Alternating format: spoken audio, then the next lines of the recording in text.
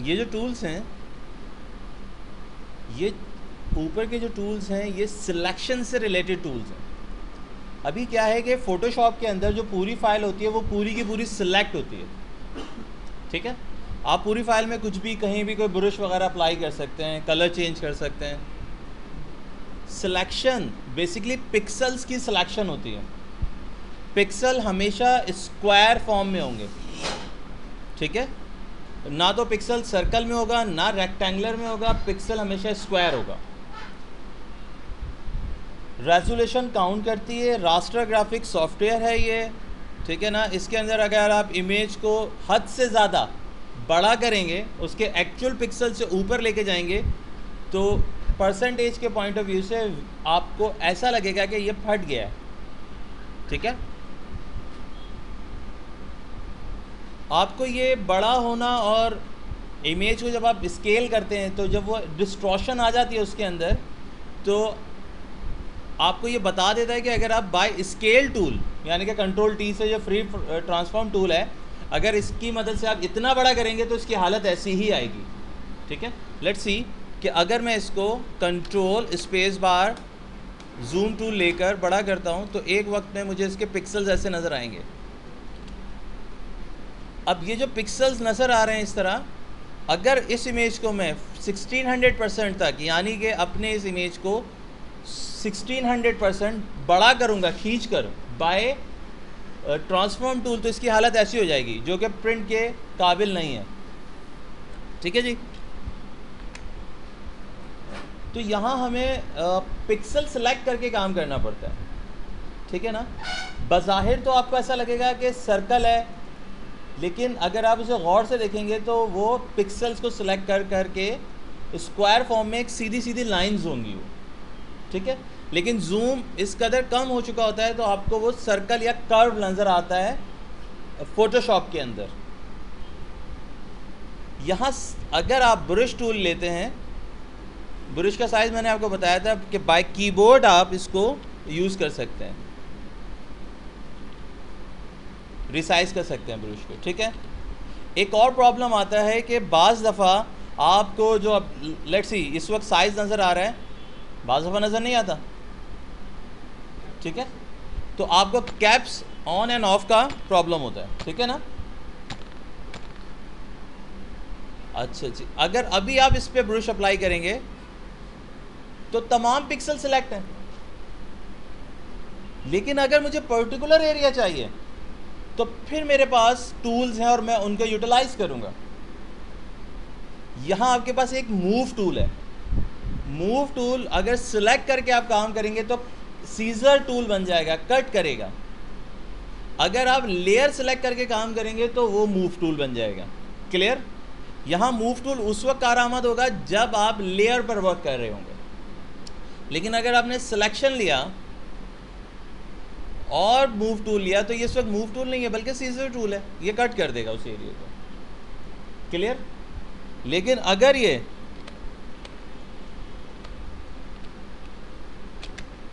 Layer तो फिर ये मूव टूल ही रहेगा।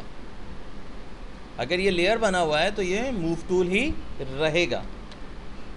खैर आगे की चीज़ें आहिस्ता आहिस्ता समझ में आएंगी तो पता ये चला कि भाई आपके पास यहाँ सिलेक्शन है जो कि नॉर्मली रेक्टेंगुलर है। रेक्टेंगुलर वो शेप है जिसकी टू साइड्स इक्वल होती हैं, ठीक है ना।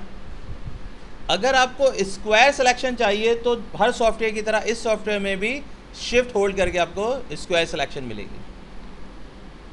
लेकिन फर्स्ट टाइम, सेकंड टाइम अगर आप शिफ्ट सेलेक्ट करते हो तो ऐड होगी सिलेक्शन, ठीक है। ये जो जैसे पहले मैंने आपको बताया कि और जाते हैं आप यहाँ तो विंडो मेन्यू में और टूल्स के साथ ऑप्शंस एक ब्लॉक में आपको नज़र आ रहे हैं।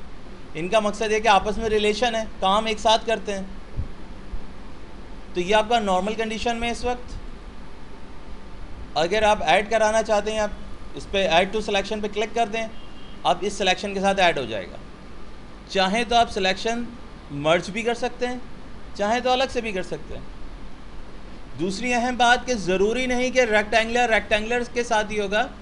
कोई भी या किसी भी किस्म की सिलेक्शन ऐड हो जाएगी। क्लियर? सिलेक्शन समझना ज़रूरी है। सिलेक्शन के बाद फिर हम आगे आगे लेयर्स कैसे बनेंगी, क्या क्या चीज़ें होंगी, वो हम कर लेंगे। सेकंड, आपके पास यहाँ सब्ट्रैक्ट है, माइनस करेगा। जो भी सिलेक्शन आपने बनाई है वो माइनस कर देगा। दूसरी चीज़ इंटरसेक्ट है, कि जो ओवरलैपिंग एरिया है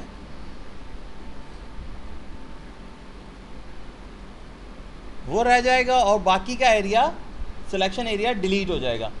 ये सिलेक्शन से रिलेटेड है। सिलेक्शन बहुत ज़रूरी होता है समझने के लिए। अच्छा, अब एक और प्रॉब्लम यहाँ, ट्रबल ये है कि मैंने सिलेक्शन बना लिया थोड़ा सा लेफ़्ट साइड या राइट साइड पर, मुझे ये थोड़ा सा टॉप या बॉटम पे चाहिए। अब अगर आप यूज़ करते हैं मूव टूल तो ये तो सीजर बन जाएगा, कट कर देगा। तो याद रखिएगा कि सिर्फ सिलेक्शन अगर मूव करानी है तो सिलेक्शन टूल्स ही को लिया जाएगा। और सिलेक्शन टूल, लेट्स सी कि मैं नॉर्मल में जाता हूँ और सिलेक्शन टूल्स को मूव करा लेता हूँ, तो सिलेक्शन टूल मुझे सिर्फ सिलेक्शन मूव करके देगा। क्लियर? यहाँ तक कोई बात जो समझ में ना आई हो? नॉर्मल सी बात है कि आपके पास दो किस्म की सिलेक्शन है, या तो स्क्वायर रेक्टेंगुलर है या फिर आपके पास सर्कल है, इलिप्स है। अब मुझे ये फेस सेलेक्ट करना है तो मुझे पता ही चलता है कि यार ये सिलेक्शंस तो सही हैं, कारआमद तो हैं कि इनके अंदर ही काम होगा, लेकिन अच्छा ये कॉपी भी करेगा बाकायदा, लेकिन ये सिलेक्शन आपके पास कौन सी है? एक शेप, पर्टिकुलर एक शेप है, ठीक है ना, कि सर्कल में ले रहे हैं या रेक्टेंगुलर ले रहे हैं। अगर आपको फ्री फॉर्म सिलेक्शन चाहिए, ऐसे जैसे कि पेंसिल यूज़ कर रहे हैं आप, लेट्स सी कि आपको इसके होठों की सिलेक्शन चाहिए, ठीक है ना, तो सर्कल या इलिप्स में से कोई ऐसी चीज़ नहीं है जो कि इस पर्टिकुलर एरिया की सिलेक्शन बना के दे। तो फिर आप यूज़ करेंगे नीचे से lasso tool. Lasso tool basically एक फंदा है, अगर आप गौर से देखेंगे, ठीक है ना, इसके अंदर ये लासो फ्री फॉर्म टूल है, पॉलीगॉन लासो है और मैग्नेटिक लासो है। फ्री फॉर्म लासो टूल इस तरीके से काम करेगा।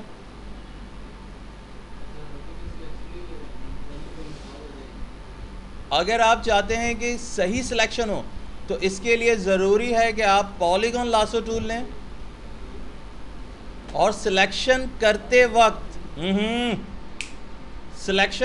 वक्त अपने इमेज को इस हद तक बड़ा कर लें ताकि आपको उनके एजेस नज़र आ सकें। क्लियर?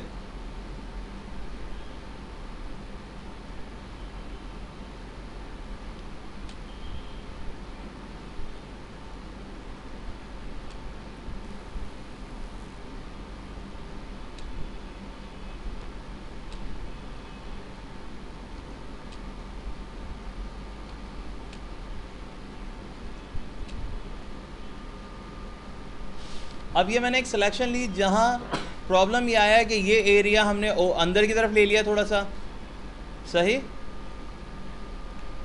ये एरिया थोड़ा बाहर की तरफ चला गया। अब क्या किया जाए, किस तरीके से सही होगा? ऐड और रिमूव के ज़रिए हम इसको सही कर सकते हैं, ठीक है ना, कि अगर मुझे माइनस करना है तो मैं माइनस यहाँ से उठा लूँगा और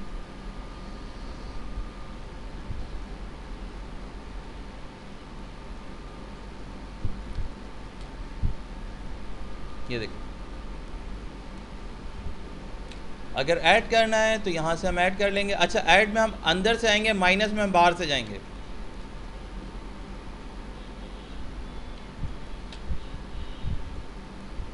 Oops.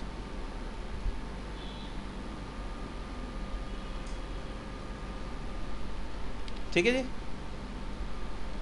तो सिलेक्शन समझ में आई आपको कि आपके पास ये दो टूल्स हैं जिनकी मदद से आप आसानी से सिलेक्शन ले सकते हो। पॉलीगॉन के अंदर एक और ख़ास बात है कि अगर आपने गलत पॉइंट प्लेस कर दिया तो डिलीट की के ज़रिए आप पॉइंट रिमूव कर सकते हो। क्लियर? कंट्रोल डी से डीसेलेक्ट होगा और कंट्रोल एच से हाइड होगी सिलेक्शन। सिलेक्शन तो होगी बट हाइड होगी। आप कलर करोगे या जो भी काम करोगे वो सिर्फ उस एरिया में ही होगा, लेकिन सिलेक्शन आपको नज़र नहीं आ रहा होगा। ठीक है जी। सेकंड आपके पास यहाँ मैजिक वैन टूल है। अच्छा, इसके अंदर एक मैग्नेटिक लासो टूल भी है। मैग्नेटिक बहुत सेंसिटिव लासो टूल है। इसका काम क्या है कि जस्ट आप क्लिक कर दें और कर्सर को ड्रैग करते रहें तो ये मैग्नेटिक कंडीशन में आपको सिलेक्शन बना के देगा। लेकिन क्या है, इसका बेहतरीन इस्तेमाल ये या इस तरह हो सकता है कि आप अपनी मर्ज़ी से भी कुछ पॉइंट प्लेस करें जहां आप देखते हैं कि यार ये जो टूल है ये सिलेक्शन को सेंसिटिवली कंडीशन में नहीं ले पा रहा, वहां आप इसको खुद हैंडल कर लें, खुद प्लेस कर लें पॉइंट। जैसे ये अभी मैं पॉइंट प्लेस कर रहा हूँ तो ये बहुत बेहतर तरीके से वर्क करेगा। अगर आपने डिपेंड करा इस पर तो आपको इसकी फ्रिक्वेंसी वगैरह, एज कंट्रास्ट वगैरह आपको फिर थोड़े से कंट्रोल करने पड़ेंगे खुद ही। ठीक है जी। तो ये भी आपको सिलेक्शन बना के दे देगा। मेरा ख्याल है बहुत नाइस सिलेक्शन है। बाकी का काम क्या है कि आपको खुद ही थोड़ा सा कंट्रोल करना पड़ेगा ताकि आपकी सिलेक्शन अच्छी हो सके। ठीक है, समझ में आया? कोई ऐसी बात जो यहाँ समझ में ना आई हो? अब एक काम और है जिसकी वजह से हम काफ़ी कुछ अच्छा कर सकते हैं, वो है मास्किंग। कि मैंने यहाँ से नॉर्मल मोड से मास्क मोड में चला गया। मास्क मोड में जितना एरिया सेलेक्टेड है वो एरिया तो मेरे को नज़र आ रहा है यहाँ, बाकी का एरिया रेड हो रहा है। ठीक है, मास्क कलर है, मास्क कलर चेंज भी कर सकते हैं। वो उस वक्त कि अगर हमारे बैकग्राउंड में ही कलर रेड है और मास्क कलर भी रेड आ गया तो प्रॉब्लम आएगा। ठीक है, इस मास्क से क्या होगा कि आप बाय ब्रश सिलेक्शन ले लें। अब मैं तो इसको काफ़ी आराम से हैंडल कर लेता हूँ, या काफ़ी यूज़ कर लेते हैं हम इसको।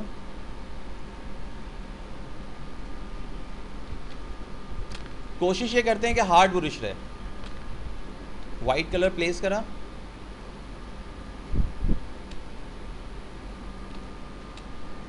हार्ड ब्रश के लिए मैं यहाँ से फिर पेंसिल ले लेता हूँ, क्योंकि मुझे ये पता है कि पेंसिल इस वक्त सबसे हार्ड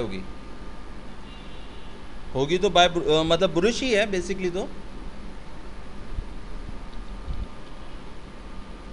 लेकिन ये बहुत हार्ड है। ठीक है ना? अब देखिए मैं दोबारा नॉर्मल मोड में जाता हूँ तो इसने मेरी सिलेक्शन बढ़ा दी। लेट्स सी, इस तरफ आते हैं, मास्क मोड रखा। अच्छा, इसमें सबसे अच्छी बात यह है कि भाई अगर गलत चले गए तो ब्लैक कलर ले लें।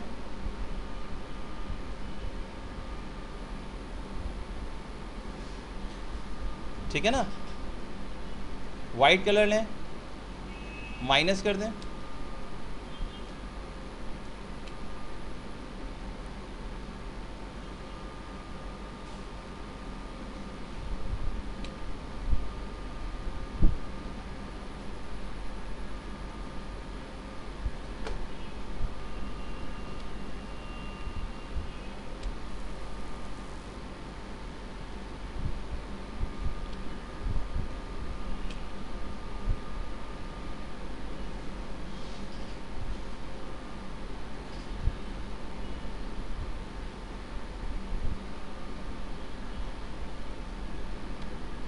क्लियर? तो बाय मास्किंग भी आप सिलेक्शन कंट्रोल कर सकते हैं। और ये अभी तो खैर बहुत हम जल्दी काम कर रहे हैं दिखाने के लिए जस्ट। अगर आप काम कर रहे हैं तो ज़रूरी नहीं आपने भी इतनी जल्दी काम करना है, आप थोड़ा सा आराम से काम करें तो इससे बहुत बेहतर सिलेक्शन आपको मिलेगी। बहुत कंट्रोल सिलेक्शन है कि आपने अपनी मर्ज़ी से सिलेक्शन अगर आगे हो गई तो आप ब्लैक कलर यूज़ करें, माइनस करनी है वाइट कलर यूज़ करें, आपकी सिलेक्शन अच्छी हो जाएगी। ठीक है ना? तो यहाँ हमें ये पता चला है कि जी ये जो भी हम सिलेक्शन लेते हैं उसको हम और ज़्यादा कंट्रोल कर सकते हैं। फिर हमारे पास एक है magic wand tool. Magic wand tool basically जो काम करता है वो करता है एक कलर के पिक्सल्स पे बहुत अच्छा काम करता है। लेट्स सी, एक मैं ये सेलेक्ट कर लेता हूँ, एक ये सेलेक्ट कर लेता हूँ, एक ये सेलेक्ट कर लेता हूँ, ठीक है जी। अब क्या है कि मुझे रिक्वायरमेंट है इन तीनों फाइल्स में से, इसमें भी मुझे ये ऑयल की बोतल चाहिए, उसमें भी बोतल्स चाहिए, इसमें भी बोतल चाहिए। इन सब की रेजोल्यूशन, इन सब का साइज़ ऑब्वियसली डिफरेंट होगा, तो क्वालिटी भी डिफरेंट आएगी, ठीक है ना। तो फर्स्ट मुझे ऑयल की एक बोतल चाहिए। मैजिक वैन टूल मेरे पास है। मैजिक वैन टूल बेसिकली करेगा क्या कि एक कलर के पिक्सल को सिलेक्ट कर लेगा, ठीक है। पहले टूल समझते हैं कर क्या रहा है। टूल क्या कर रहा है, आपने क्लिक करा, एक कलर के पिक्सल सेलेक्ट कर लिए। अब मैं यहाँ इस जगह पे क्लिक करता हूँ, यहाँ कम किया, यहाँ क्लिक करता हूँ ज़्यादा कर रहा है, यहाँ क्लिक कर रहा हूँ कम कर रहा है। तो पता ये चलेगा जो एक कलर के पिक्सल अगर कम है तो भाई वो कम सेलेक्ट करेगा, अगर एक कलर के पिक्सल ज़्यादा हैं तो वो ज़्यादा सेलेक्ट कर लेगा, लेकिन एक कलर के पिक्सल्स पे काम कर रहा है। सेकंड, यहाँ बात हो रही है टॉलरेंस की कि कितना टॉलरेट हम इसको कर सकते हैं। लाइक अगर मैं इसको कम कर देता हूँ, 5 पिक्सल्स कर देता हूँ, देखें एक कलर के पिक्सल्स भी कम कर रहा है, ज़्यादा नहीं कर रहा। अब ये जो एरिया है इसको मैं ज़रा और डिफाइन करता हूँ अगर, तो यहाँ से हम इन्फो ऑन करते हैं। ये देखें यहाँ जो RGB या CMYK जो भी है उनकी तादाद 240, 230, 240, 230 ऐसे ही है, ठीक है ना। ये देखें यहाँ दिखेगा रेड कितना है इसका, 235, 235, 39 और 40। क्लियर, मतलब 10 पिक्सल्स या 10 का जो रेशियो है उसके हिसाब से ये कंट्रोल कर रहे हैं। अगर हम मैजिक वैन की टॉलरेंस बढ़ा देते हैं, सपोज मैं कर देता हूँ 50, तो क्या होगा, इसने एक अच्छा खासा एरिया कवर कर लिया। अब ये जो रेशियो है ये नॉर्मल 211 है, ये 231 है, काफ़ी फ़र्क आ गया। नीचे भी देखें 193 ग्रीन है, यहाँ 145 है, ब्लू इसके अंदर 144 है, यहाँ ब्लू 96 है, तो काफ़ी फ़र्क है। तो यहाँ इसने इसको छोड़ दिया। लेकिन अगर मैं मैजिक वैन टूल को ऐड करा दूँ और ज़बरदस्ती करूँ तो बेचारे को भाई करना पड़ेगा,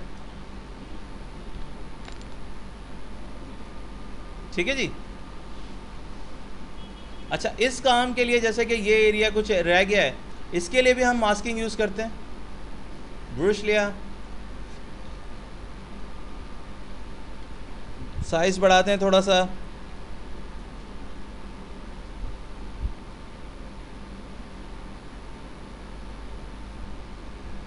ठीक है ना, क्लियर।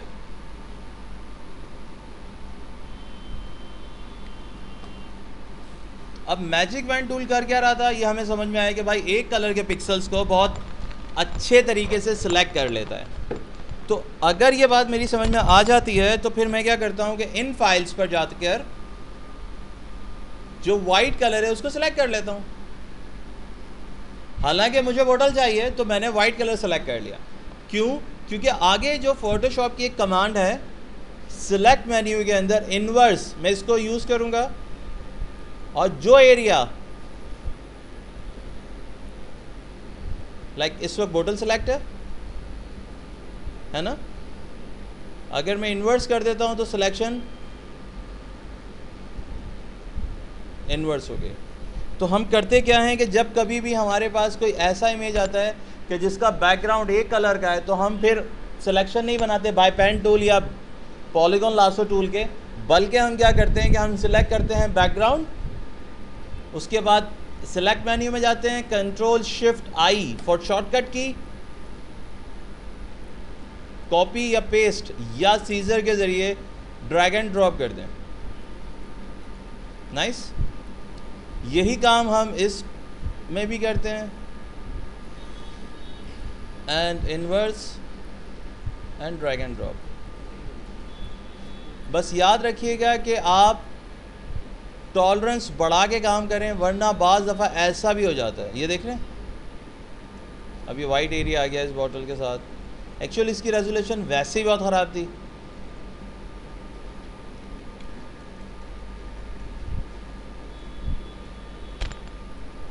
ठीक है जी, समझ में आया कि हम सिलेक्शन को अच्छे तरीके से कंट्रोल कर सकते हैं, हैंडल कर सकते हैं, काम कर सकते हैं।